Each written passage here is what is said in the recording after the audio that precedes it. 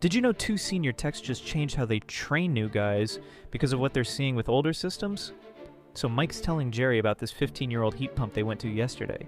Customers calling because it's running all day, but the house won't get warm. Mike says normally they'd be writing up a replacement estimate.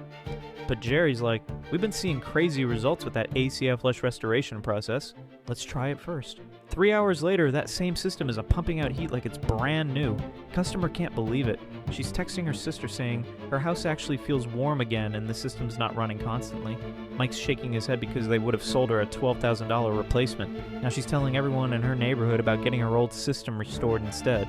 Jerry says that's the fourth customer this month who thought they needed new equipment but just needed their efficiency restored. They're changing their whole diagnostic approach. Ask your HVAC technician about ACF Flush.